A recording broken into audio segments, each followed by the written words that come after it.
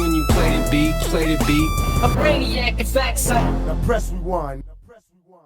Welcome to brainsqueezereactions with Stalk. Hector, what reacting to now? Oh, fuck yeah, man. We got Mesus. The first interview.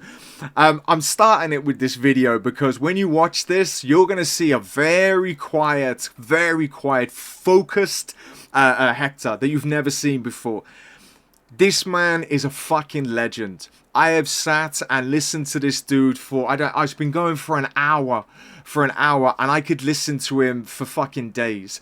I got to meet his absolutely amazing wife, who's a fan of Brain Squeeze.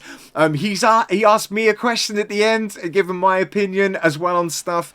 But when you listen to how much goes into the craft that this individual does and just see me fixated, hyper-focused in every word that he's saying, I went away from my questions. I didn't even fucking ask half of them. I just needed to hear him talk.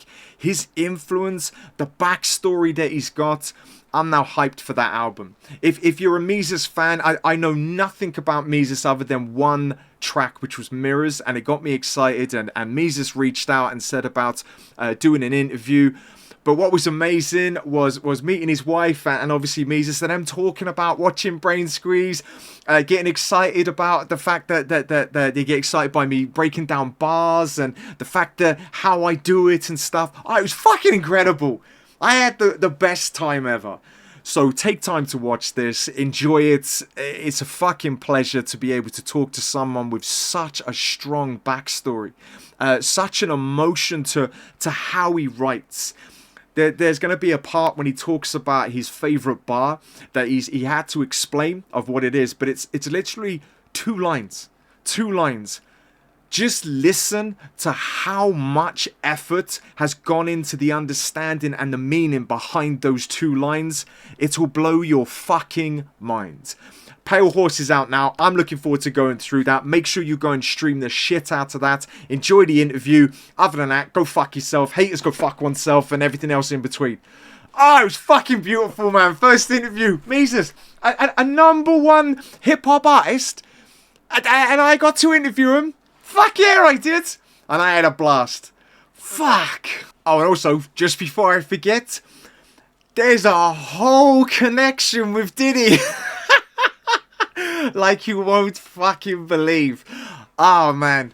This has probably been the greatest interview that will ever fucking exist on the history of fucking ever. Mesus, you're a legend, bruv. You're a fucking legend. Ah, an hour. And I barely said anything. Fuck, that was amazing. I love him. Hey, how are you doing? You okay? That's a good introduction. Nice.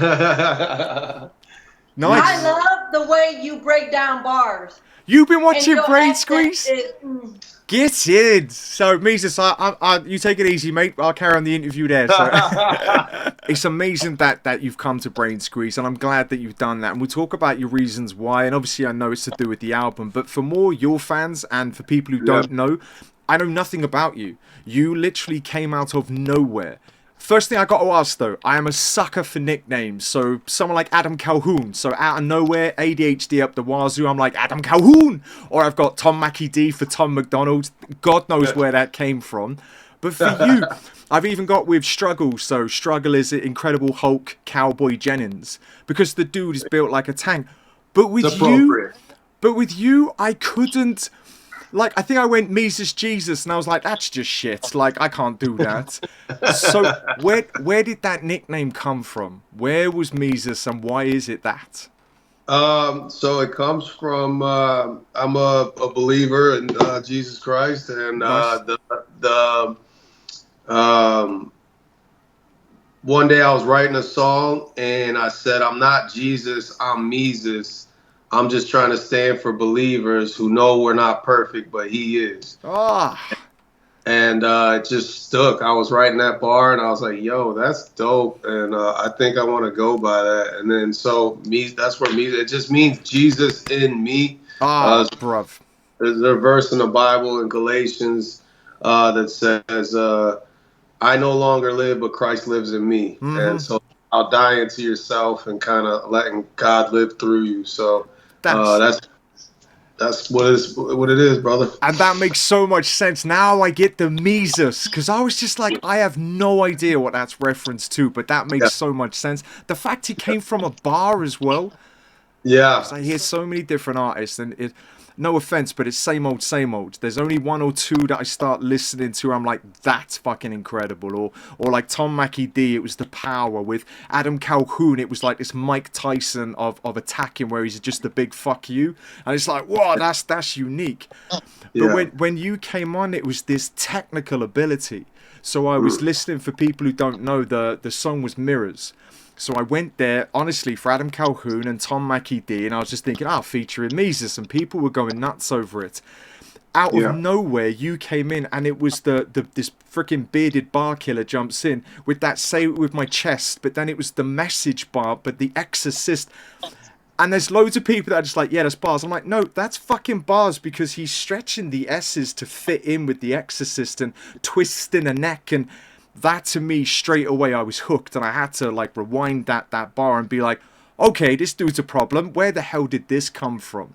But then what I loved about yours is when you went into that emotional side. So when you were going into with Only Scared of G.O.D., that Old Me Drunk on the OE, and that Slowly, and OD on Codeine. And I think about that, and this is the question I want to ask.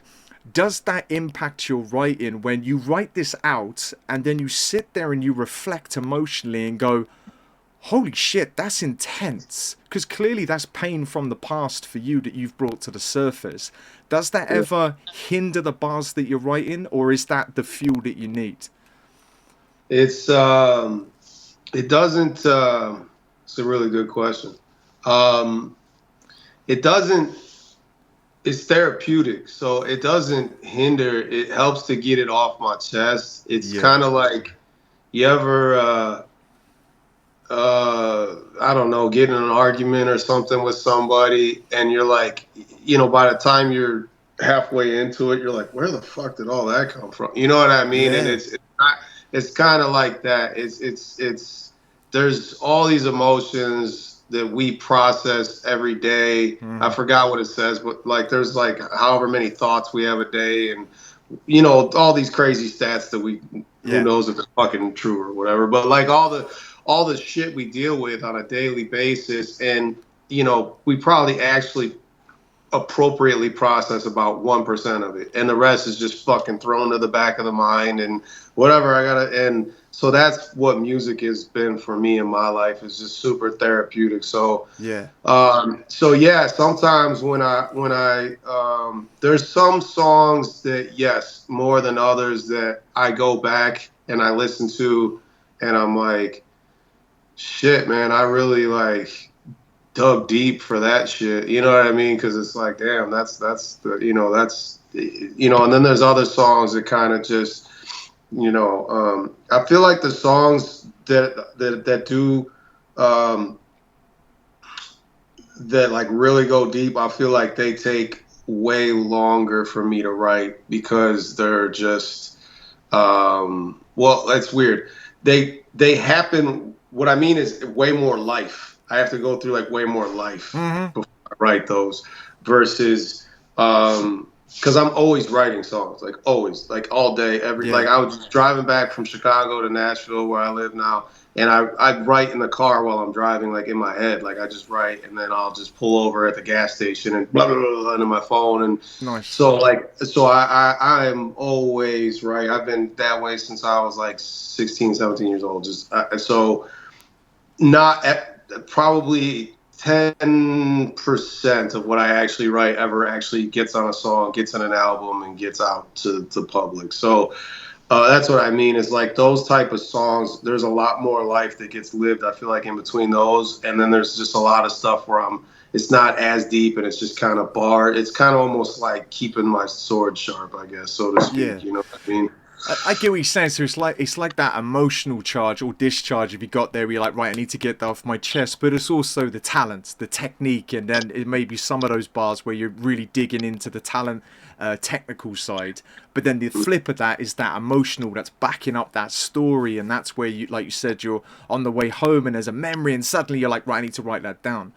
But what I love about that, you've got that Lil Wayne thing where you're like, I need to record that like now, as opposed to just writing it in the moment.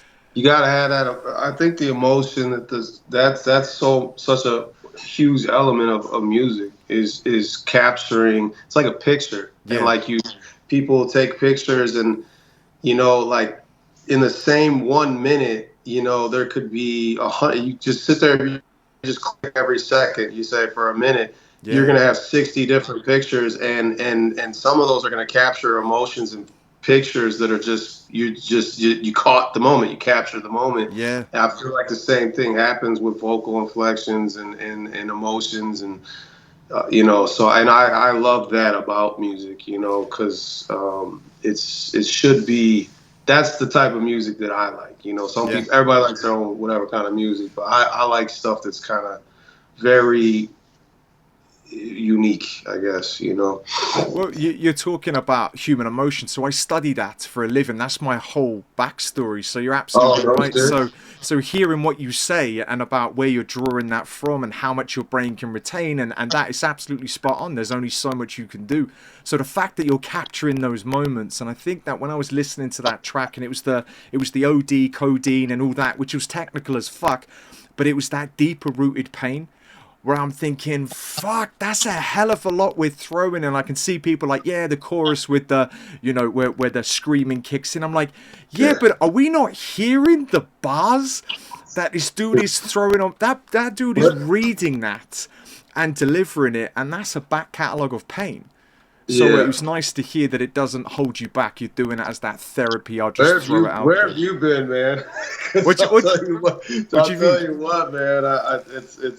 It's rare, man, to hear people that are more interested in bars than hooks, man. But that's, I've always been interested in music, man, and because I write for therapy, so I don't go to therapy. I write pain out to feel better. It's just a technique. ADHD up the fucking wazoo, man. So I have to do that. Good, man. But I also know that when you're writing and you've got that ability to write poetry from pain, that's from a lived experience. Because if you think of shit music now, the shit music is something that doesn't have soul. You'll listen to it and you go, okay, technically amazing, but there's no heart in there. And you can hear it. And there's others dancing. I'm thinking, what are you dancing to? This is shit. I don't understand it. Whereas where I heard yours, I was like, okay, this dude is a fucking problem for many other reasons, man. So that's good. That's when shit becomes a business, man, it loses a lot of the soul. And anything, no matter what it is, man, it's like it's the reason something becomes a business is because it's so good. And people gravitate, and then you get, what happens is you get the business-minded people that come up behind like, ooh, and it's kind of like a double-edged sword, man, because on one hand, it helps some of those artists or whatever it is, it helps that those people in that craft get more exposure, get out there, but then you get kind of the vultures that just want the bag and come in. And so I know what you mean, man, because it's, hip-hop is 50 years old, 51 now, whatever, you know what I mean? So it's like, it's not a little baby anymore, and it's grown and grown and grown. And, I came up in an era when it was still kind of just starting to really become popular, and mainstream. And so like, I'm from the, like, you got to love this shit. It better be real. It wasn't a job. Like the idea of it becoming a job to me, was like, I looked at Nas like a superhero. I was like, yo, this is my,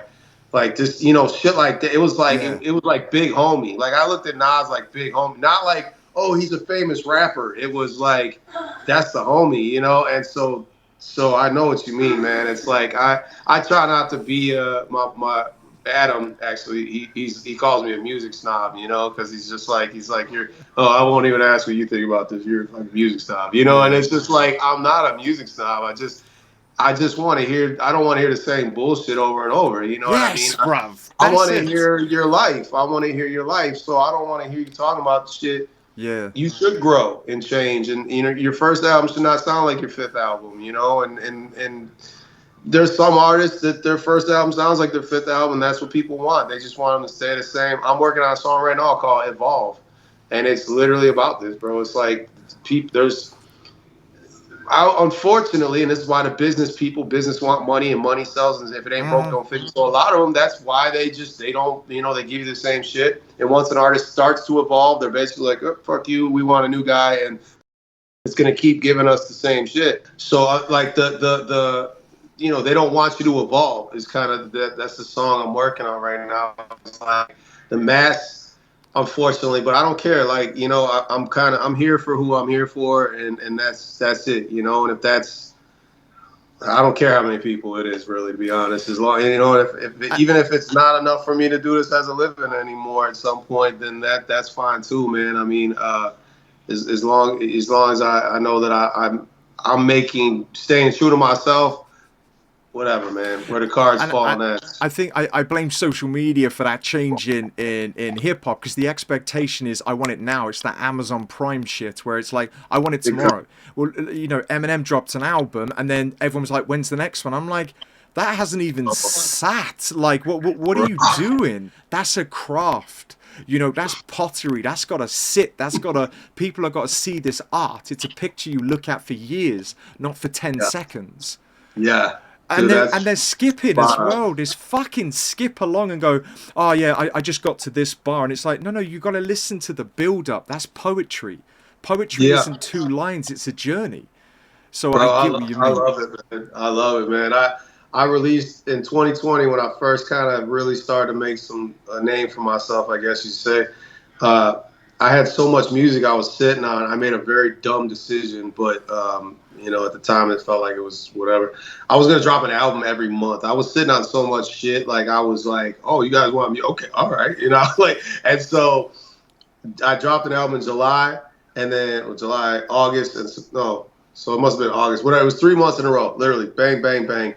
And I remember after the third album, Dear Rap, I'm just like.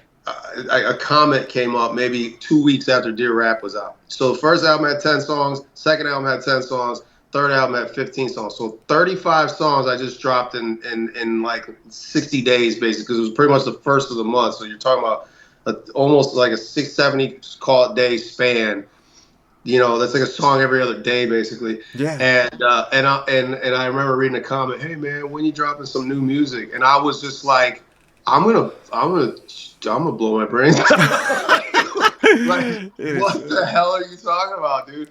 And but I also have learned since then that guy might not have even seen the other shit, because social media is, a lot of shit gets buried or whatever. But I just remember 100% of what you're saying, though. It's like, yeah, man, it's so oversaturated. There's so much people just, and I'm trying to hang on to that. Like, man, nah, bro. I'm gonna give you art. I'm gonna give you a piece of art, so yeah, man. It's hard in this time though, because it's not common what people want. But I think the important thing with you is that it's you. So when I heard that one, I've only listened to one fucking verse, and I was like, and I remember saying, "This dude's a problem. This dude's a problem." And it's like, yeah, and I'm like, no, you don't get it. I can hear he's playing with lyrics, but he's talking emotionally. That's technique. You're either doing one or the other or none. Whereas you were like intertwining these two, and I'm thinking, okay, fucking hell. Which you said about Nas. Now, I came late into hip-hop of really understanding it. I'm more old-school hip-hop, and I wasn't raised on that at all. So I was in the Eminem era as soon as, My Name Is. I got into that, and then it was the Snoop Dogg Dogfather, but then I was more interested in old school. So I remember I was playing a game on a PlayStation 1 from Rockstar, Thrasher, Skate, and Destroy. And it had all the classics on there, like White Lines was on there, and that was the tunes I was listening to. But I'm interested in your journey in that same respect, because there's always influences of some sorts. For me, I love like the gritty, like Ransom. The way that he writes is fucking incredible. Vinny Paz is that impact. You said Nas, but is there any other like artists where you lean into and you go, that's where I started picking up that writing skill or the delivery? Yeah. Like Nas was, the reason Nas was so I get hyper focused more on music than I do on the artists. So Nas was like one of the first lyricists in my opinion at least, that like really broke on the scene and like like I don't know, man. He's the rapper to most people, and and so he um, Illmatic dropped, and I was just like, oh my gosh, this is amazing. The production, the writing, all that shit, right? And then so naturally, I'm a fan by the time his second album drops. So I got it right here. His album. Oh man, this person's calling me. Can you see it still? I could see that, bro. Okay, Yeah. cool. Yeah. So this is his second album on vinyl. It was written, and this song right here, "The Message," Yeah. is that song was like that beat came on. I remember we bought the CD. My buddy took me. I wasn't even old enough to drive, and he took me in a yeah, dog. I just that beat came on, and I just remember hearing it, and I'm like, I'm gonna be a rapper. You know, that was the moment. Fuck. Like, it hit me. Yeah. And I was a kid, bro. I was like 14, so it was just like I was like something about that beat, and that's so. There's a lot of artists that all that to say, like, there's a lot of artists that I will listen to, give them like kind of like a one through listen, like because I'm impressed with them. Mm-hmm. You know, like but I don't listen to a lot of artists as like a fan. But I would say the biggest artists that have had an impact on me were like Nas, then Twista from Chicago, because yes. I'm from Chicagoland area, so yeah. So Twista was a big influence. Scarface, and then you got to talk about, man. Jay-Z. Obviously, Jay-Z was doing his thing. He definitely had an impression on me. And then Kanye. Kanye was kind of like the last mainstream artist that really made an impact on me. I like I said, I'm a believer in Christ, and I kind of like was just not interested in what the mainstream was talking about anymore. And there were some artists that I really didn't listen to much of anything. I was listening to like gospel or something like that for a while, and older stuff, maybe rap. And then Kanye, I loved Kanye because he wasn't like he brought both sides of that. I felt like with like Jesus Walks, and like that was on his first album, and being from Chicago, I really resonated with Kanye. And then I'd say I kind of went like off the grid listening to rappers, because I was at this point, I've been rapping for a really long time. I was already trying to have a career myself, and I really didn't care what any of the rappers had to say. I was trying to form my style, my get in the door, you know. Yeah. And so like I said, at this point, Eminem had gotten on the scene as well. So the Eminem Show is, my opinion, his best album. I think it's probably one of the best albums, period, in hip hop. And and so, you know, obviously there was some, you know, when he drops, you're gonna pay attention and check it out, and because he's kind of like, he's more like a you're gonna watch it and just, wow, what the fuck, like, it's crazy. And then, all right, cool, moving on. Like, and maybe I'll cherry pick a couple songs from it that I like. Ride, like his new one, I like Fuel, like that joint he did with. That's amazing. Yeah. That's something else. I mean, Eminem is he's a psycho, man. Like, he's ridiculous with his lyrics, but like, so after that, I actually got into some Christian artists, like a guy named Lecrae. He's kind of dope. Andy Mineo. And I would say right now, like, the biggest artist that, like, if they were in town, I'd want to go check out is, and he kind of falls under the Christian umbrella, but he's not really a Christian artist, but is NF.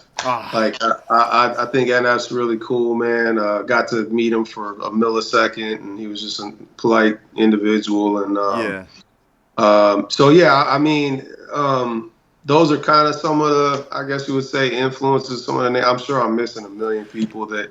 No, like it makes sense, man, because Scarface I started listening to. I did a Tupac journey, so I knew who Tupac was, but Pac and Biggie, obviously. I went on a massive journey with Tupac, and I started delving into like Blasphemy. For me, is one of the greatest songs ever written, because you could listen to that 7 times and I find something new. It's such a clever track. But then Yeah. you've got Scarface, you're saying, and I was introduced to Scarface, and it was like See a Man Die and just stuff like that, and it was just Diary. yeah, I listened to that album so many times. And then the fix, like when he dropped that, and I mean, so yeah, Scarface is kind of, he's not slept on. Obviously, he's a huge artist, but he's kind of like not mentioned very often. No. It's like, I don't know if you're much into basketball, but it's kind of like Dominique Wilkins. Like nobody ever remembers Dominique Wilkins. Like, I wouldn't even know. So Dominic was went over my fucking head anyway. Yeah, but he's like, it's like, you hear like Michael Jordan and Larry Bird and Magic Johnson, all these guys, and Neek was like, one of the dudes at that time, but like, he's just one of them dudes. He's just, for whatever reason, but like, I mean, Scarface, yeah, man, he has some amazing music that he put out. Now, NF is an interesting one, man, because NF is new for me on this channel. I started getting introduced to NF doing reactions. Yeah. So what is it about NF that draws you? Obviously, the Christian rap with that, well, I understand that, but him as an artist. Man, I just think, I mean, first of all, I think somebody that can put that much raw emotion into the lyrical, structure that he does, at the caliber that he does and the consistency that he has, is insane. Like, that's just unbelievably impressive. Yeah. And then you take the fact that he's done all of that without saying one cuss word for like 7 albums. Man. And it's like, huh? It's like, crazy. Yeah, did you see the one he's making cornball pop like bah, bah, bah, bah, and it's like, okay, well, yeah, I mean, you can dance around songs like that without cussing. Like, he's going to the depths of like hell with his soul, and for him to do that and again not cuss at all in his music, which I have a lot of music that I haven't cussed in and stuff, like, because I kind of went down that journey of like, I don't know, should I make Christian rap? Am I Christian? And I made a bunch, like I made like albums worth of that, like probably 30, 40, 50 songs of there's no cussing in it and stuff like that. And I was able to, but a lot of it was brighter stuff because I was talking more like positive. Like I made an album called Victory Music, and it was all, and so again, it's just something that as an artist who's wrestled with that in my career, like should I not do that? Should I? That was something that it was impressive to me. But I mean, I found NF when he had 7,000 followers on Facebook. What? Like, that's how long I've been a fan of his music. I'll show you this. Go for it. I don't know if, hopefully this doesn't. Yeah, okay. See, this is my booth. Oh, yes. So I got, there's your Tupac, and you got Kanye, but this is literally NF, like, it's like an NF wall. I've got every single one of his vinyls, and those are all his CDs, and I got them signed too. And then you got Nas and Stillmatic, Illmatic, you got Biggie. I love the fact you've got them around. Is that influence or is that just cosmetics? It's to, when I'm recording, I want a target. I want to keep like a bar. You know what I mean? Like, these guys didn't drop no bullshit. You know what I mean? They put. So a lot of times, when you're recording by yourself, which I do, I don't have an engineer. I record my own music and stuff, at home. And, you're not recording with another friend. Like me and Adam did this album together. You don't got nobody to push you. So it's a reminder, like, would they let that bar slide? Would they let a 9 go? You know what I mean? Or are they like, bitch, do it again, get it right? You know what I mean? Like, so. That part of it's just because I just wanted to start I started collecting vinyl when I had a couple bucks from doing this music stuff. But the other thing was just, I was just like, man, I need to make sure I remember, like, this is, you better bring it, dude. I don't want to get compared to the best YouTube rappers or whatever. You know what I'm saying? I'm trying to be like there, dog. I want to be. I don't think I'll ever get acknowledged by the mainstream, and that's cool. I don't really give a shit about that. But I mean, like, as far as, like, if, I'll hop on a track with one of these guys, and they're not going to be like, oh, who's this guy? He sounds like he don't belong here. And I think it's always a competition, and it brings me nicely when we're talking about Adam Calhoun, because that dude is literally Muhammad Ali. It's this fucking Mike Tyson of attacks 24/7.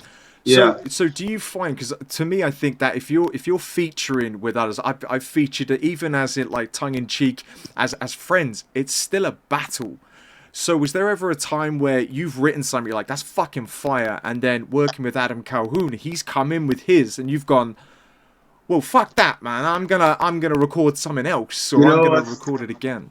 on the song that you heard, the first song that you heard from me, um, so the verse that I put on there is actually I wanted to change my verse. The verse you heard is the verse I originally wrote, but because here's why. It wasn't because I didn't like my verse. It was because I understand a lot of different elements. My wife here, she can attest to this too. I said I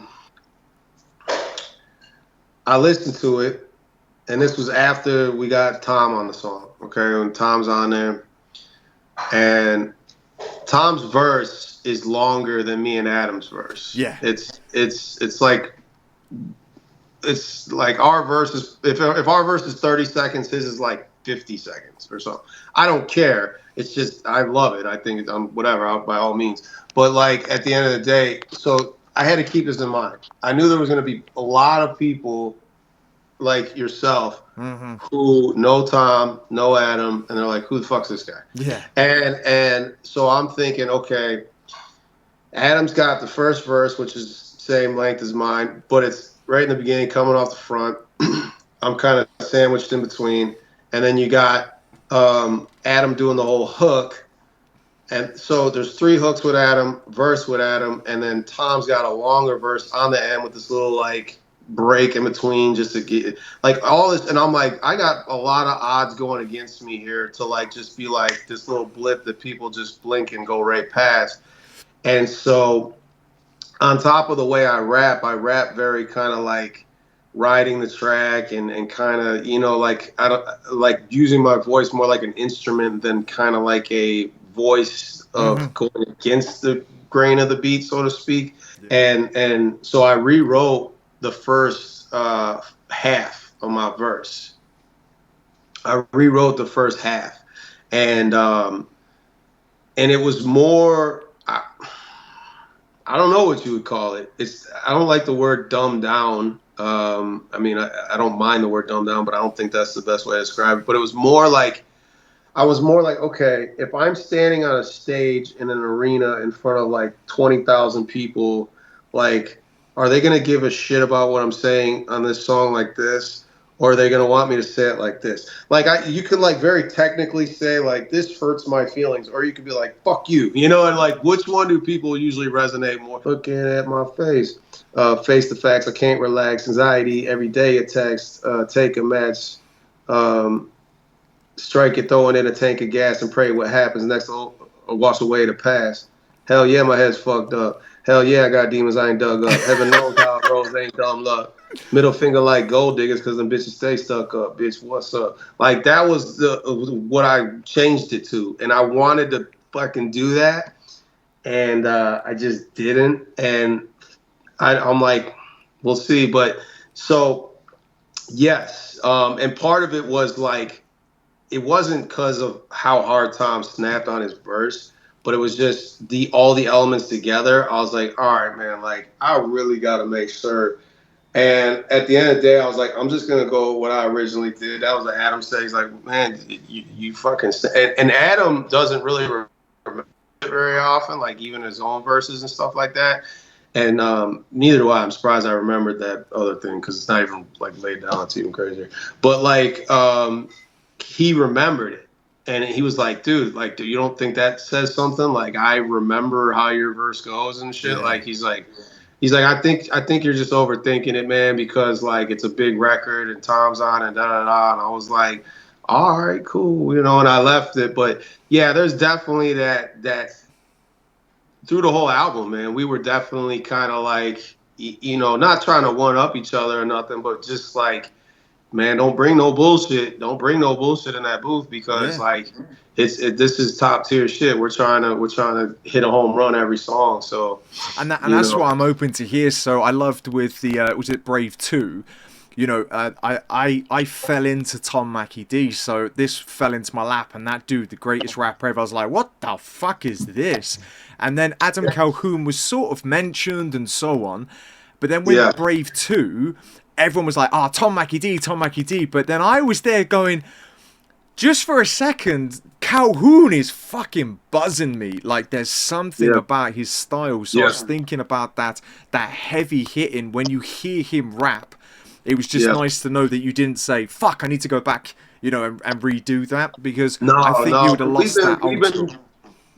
I like the contrast of, like, his style and my style. And I think if we tried to rap the same, it's like there's kind of no purpose for one or the other. You know what I'm saying? It's like, so that was something, you know, and that's just him in person and me in person. I'm much more kind of like, I'm a little more relaxed and, you know, like I just kind of laid back, I guess is the word for it. And he's a little more kind of like, not that, I don't know what the opposite of that is, but like, so it comes through in his style, just like, and that's the thing is like our music, even though I would say my art changes a little more from song to song, I'm kind of more like I can, you know, I tend to do that. And so my voice changes a little more, whereas Adam's kind of more the same on songs. So it'd be kind of weird if I like was like, well, I better make sure I do it the same way he does it. You know what I'm saying? Or you'd be lost then. And like you're saying, there wouldn't be you in that. And then you just become that blip. And you're like, was that Calhoun or was that, it's that Mesus. All right, okay, cool. Tom Mackie D's coming up now. And I get that. And I think that was the part where I was listening to those bars. And it was just so different. And I think it was when you were stretching that, I said it already, but the exercise, that was you. And I'm excited to hear that during the album, I still get to hear that.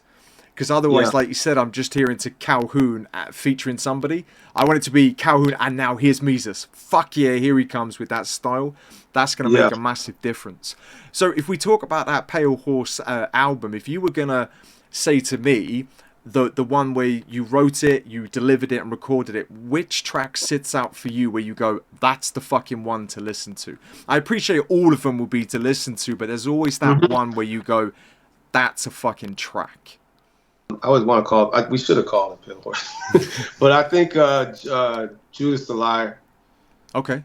Number 10, the last one on the album. I think me and him both, that's probably both of our favorite verses on that one. That song is pretty crazy. I like that joint. That album that you've written, obviously you're going to have the bars in there, but has there ever been a bar that you've written, whether it's on that album or previously, where that one sticks in your mind, where you go, that was probably the best thing I've ever written, whether it's a scheme or whether it's something that just stuck in your mind?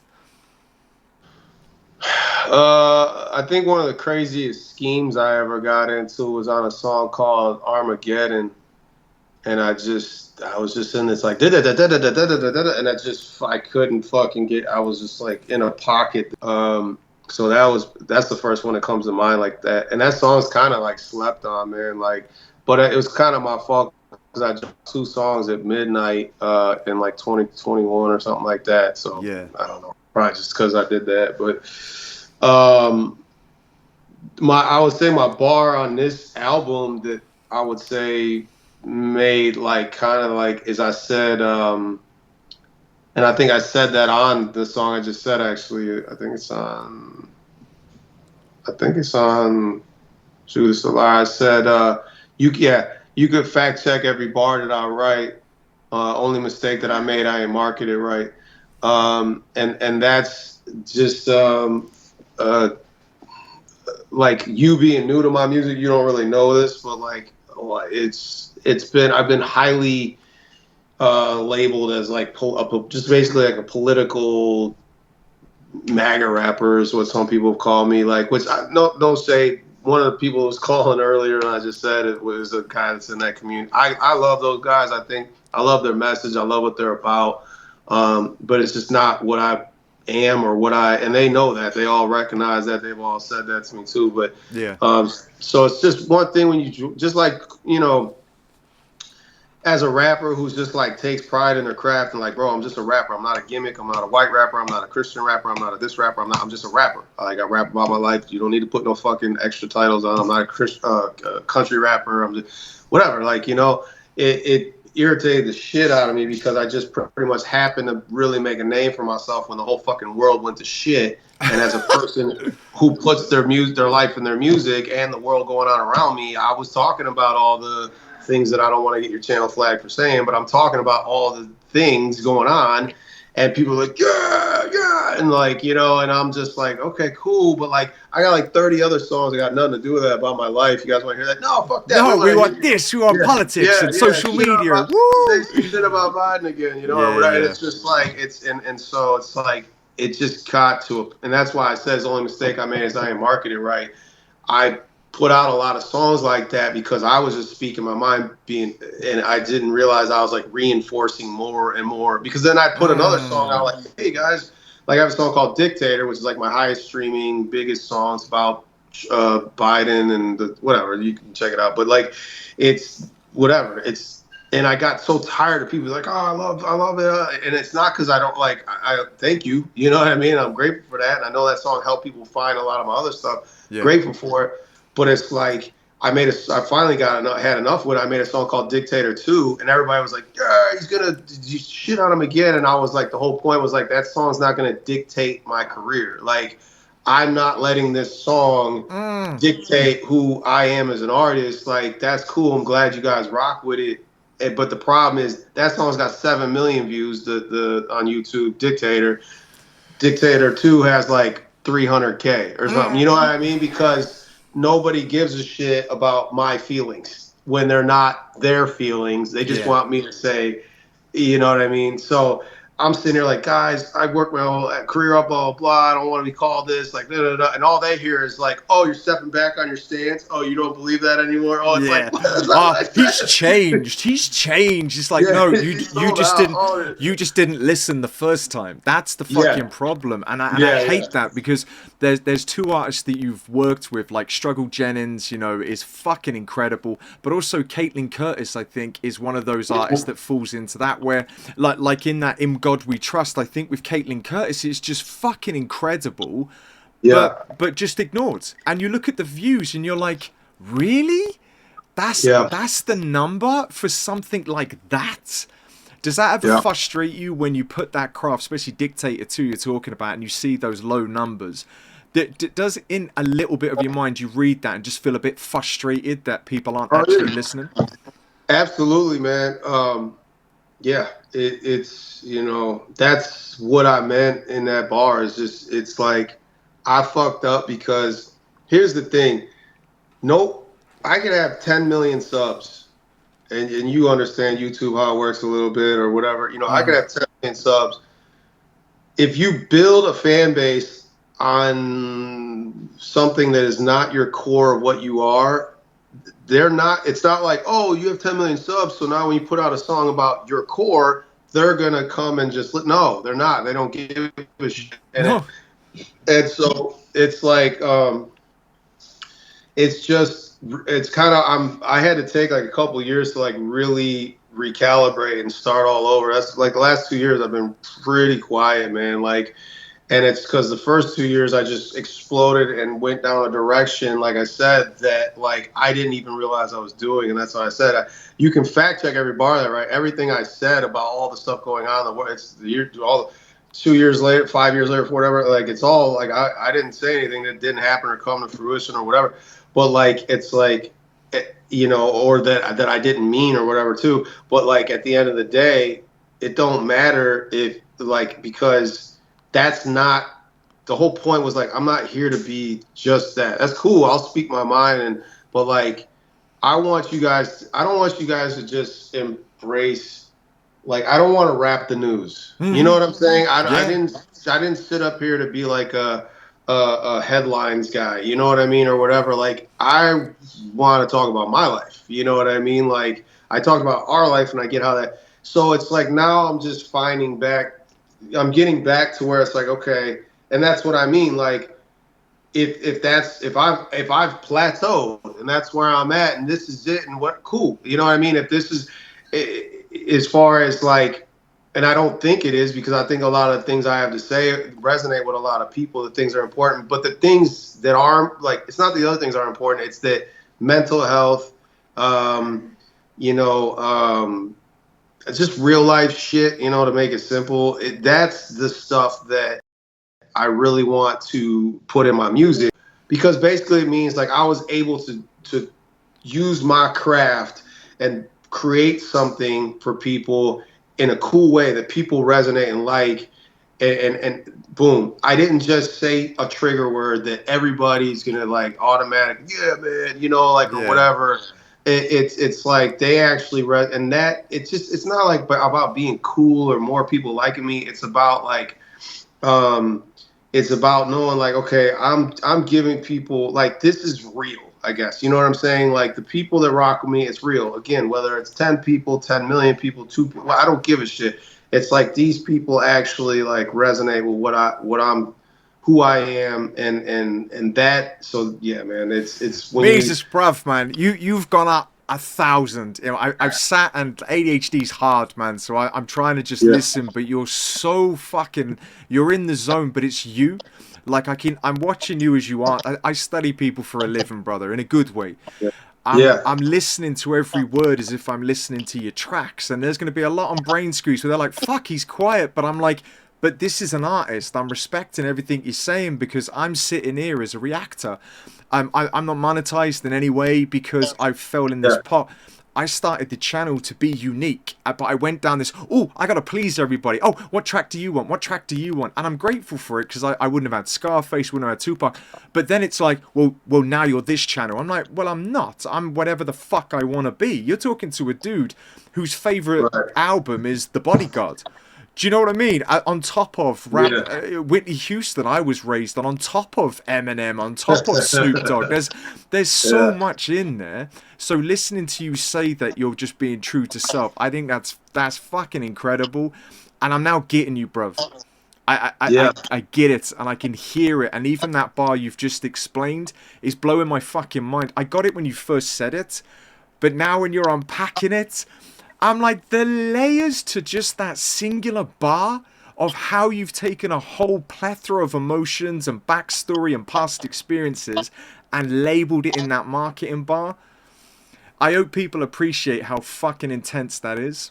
I hope so too, man. And like I said, bro, it's so I had a person recommend your channel. They said I had to go check it out.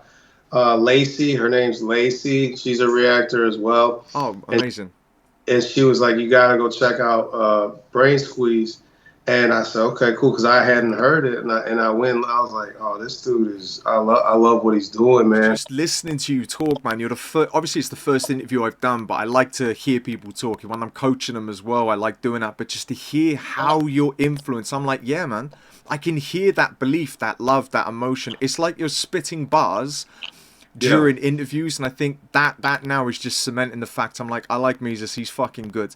He is effort. There's a lot of backstory in every answer. It's not just, oh, my favorite artist is this, the end. There's a fucking story that's attached to it, and yeah. I just hope people recognize it. Look, bruv, I'm looking to absolutely go through that album, and now I've got to know you and things to look out for, but go back over those. You know, I'm gonna go into that Dictator, probably not understand fuck all what's being spoke about if it's American politics, but I'm gonna listen to that Dictator too. And that one will mean so much and put the effort in, and I'm looking forward to that, bruv. I Yeah. want to end with some quick fire questions, if that's all right with you, just to Yeah. fire off as a way to end. But was there anything you wanted to say about the album or anything at all to promote it? Obviously, we'll promote the shit out of it through Brain Squeeze. But anything else as a final thing to do with Pale Horse?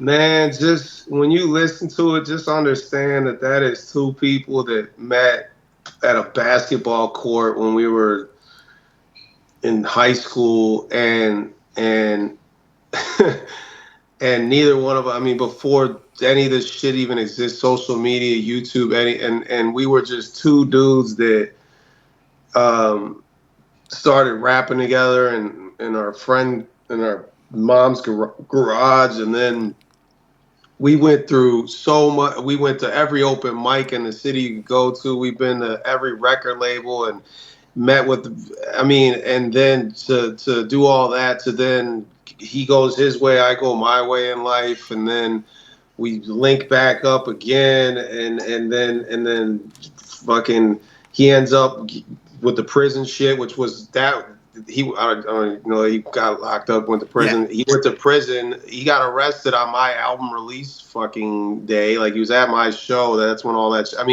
the story, all I'm trying to keep it short, is the fucking backstory behind us. It's not like it's just, oh yeah, I've heard of that Adam Calhoun guy, and oh, I think Mesus did a song about Biden once or something. Well, like, we have fucking so much history, and the fact that you got two guys from basically the middle of fucking nowhere, nobody expects to be shit. I'm a fucking high school drop. Like, nobody expected us to be shit in life.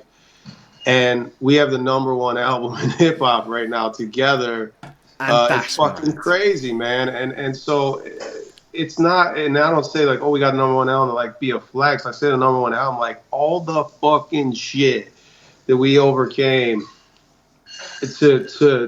to finally link back up and put a project together, man. Like, just understand, this ain't just like 10 songs that dude set. We didn't sit down and write this song in a week, this album in a week. We put our soul into this shit. The engineering, the mixing, the mastering, we didn't spare any expense on this project. So just know, like, we poured it all into this shit. So that's all I can say about Pale Horse, man. And I'm glad I've done this, because I think that I would listen to an album and be like, yeah, and even though I say I appreciate it, but then now I'm face to face with it and I'm hearing that makes me want to go into that album and be like, I'm gonna fucking listen. Not just obviously to the power behind it, but the bars, that whole painting Picasso, and just try and figure it out in my own head, because the effort you're putting into that answer speaks volumes on how much effort you put into an entire album with that level of backstory. It's incredible, bruv, and I'm so happy it went to #1. I seriously am. I like seeing that independence. I like seeing the communities as well getting behind you, and I think that's incredible. So I'm looking forward to that. But I'm going to end with a bang with you, bruv, all right? Let's go. Quick fire questions, whatever pops into the mind as we go through. Oh boy. So, okay, first one, which current artist would you love to work with that you haven't already? NF. Oh, whew. That's going to drive me fucking nuts, because I need to see that now. I need to see it. I need to hear it. NF, if you're watching, for fuck's sake, do that. I need to bring back NF fucking Fridays, because that was amazing. Let's go. Last song that you've listened to? What was the last song that I listened to? You got to be honest, man. If it's Celine Dion, just share it. No, I'm trying to think. Did I listen to anything on the ride home? Does a beat count? It was a beat. It was the instrumental beat for the song I was writing. That'll work, mate. Okay, I got to do the next question for you, mate. So, if you could bring one artist back from the dead, which one would you choose? Nipsey. Whoo! See, I haven't dug into Nipsey because I know that's going to do. Tupac took me a year. I didn't just when I dig into artists, it's not just the song. I went and listened to every interview, everything about his story, the backstory that went in. And Nipsey feels like if I start that journey, that's addiction written all over it. He's a deep guy, bro. But yeah, Nipsey. Okay, that's on, mate. One for Brain Squeeze. If you were to see Diddy right now, what would be your first thing you'd say to him? Oh my God. Holy shit, dude. I would tell him, thank you for stealing my verse that I wrote back in 2005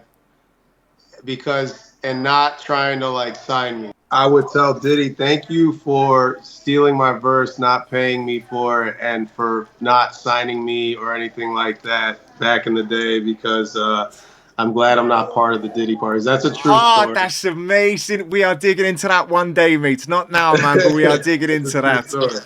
If ever you know Brain Squeeze, man, you know that there's a fucking hate for Diddy. So that's just giving me that boost to go, right, Mesus. He did a song with the Pussycat Dolls. the girl from the Pussycat Dolls in like '05, and a producer I work with knows him personally and was yeah. And I Yes, wrote bro. some shit, and they sent it back. They're like, "Oh, it sounds too much like Puffy." I was like, "Who the fuck did you want me to write for?"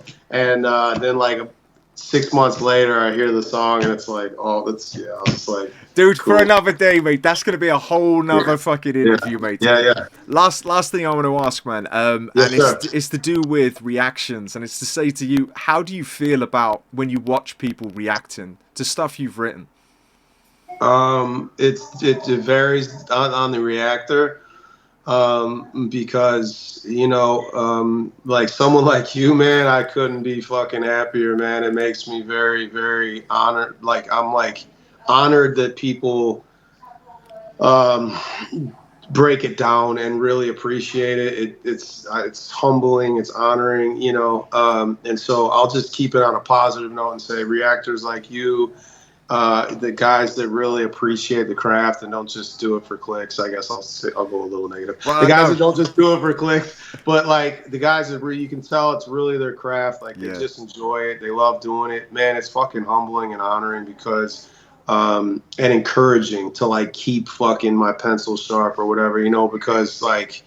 You know what I mean? It's like if you start to just feel like, oh, whatever, I can just give them fucking ABCD, bars and it'll too. But it's like it's encouraging. So humbling, encouraging, and an honor, man, for real. Brother, I'm going to end on that high, and thank you so much, man, for a Yeah. first interview. It's amazing to be talking to you, bruv. Pale Horse is out now, and I hope everyone goes and streams it. I definitely will be doing that, and I'll be going from top to bottom, and I will not miss a single bar. That's a fucking lie. I'll miss loads, but if I do, just drop me a message, all right, mate? Yo, question for you. Go for it, man. Would you would you appreciate it if artists had their lyrics like on the description or something of videos, or would that be like kind of take away from the because I used to put them in there and then I kind of just got away from doing it, but Okay, so if I talk for me, I would say no, because that to me, I'll listen to a song, I'll react to it, I'll dissect it, but I know I miss bars. I get too excited. But what I then like is whatever I react to, I put onto a playlist and I listen to it the following day. It's just part of what I do. So then I'll listen to it again and be like, holy shit. And then the community I have a conversation with and I go, did anyone fucking hear this part or this part? So for me, no. That's awesome, man. But I also know some people just like reading the lyrics, but it's that Amazon Prime thing, people wanting it straight away. So personally, I'd say I think it ruins a song. Like I remember CDs and being excited to read bars, but I appreciate it through listening it over a couple of weeks, months, years, and still pick up on the music. So yeah. I like it. I like them as a just Hey Siri, which I probably shouldn't have did. My phone's not here. I know. But like the Google, like, man, fuck, what is he saying, dude? But I feel you, man. And that just to me solidifies even more that you genuinely like love diving into the music and hearing it. So that's awesome. I figured that was gonna be your answer, but I used to put them in the description, man, and then I don't know, I just kind of got away from doing it. I think I got irritated because I watched too many reactions and people were like totally saying something that I didn't even say. It wasn't I hate that, it wasn't bro. missing stuff. It was like when they're like totally saying something. And I was just like, I don't even know why I put this fucking. I'm not putting it anymore, man. It's right there. It's right there in the description, man. Like you guys, So. Well, just know when I miss bars, the following day I'm picking up on it, and I'm going, you're a fucking. Or during editing, I'm like, you're a fucking idiot. That's what he said. It's normally happening. Fun fact: I've done songs with people where I'm still like, what the fuck did he say on this? I'm glad I'm not the only one, brother. Look, it was amazing talking to you. Lovely meeting your wife, mate. I look forward to going through the album. You're an absolute legend, bruv, and hopefully I get to talk to you again, mate. Of course, man. We will definitely make it happen again. It was great talking to you too, bro. Take it easy, my man. I'll see you soon. All right, bro. Thank you, brother. Bye-bye.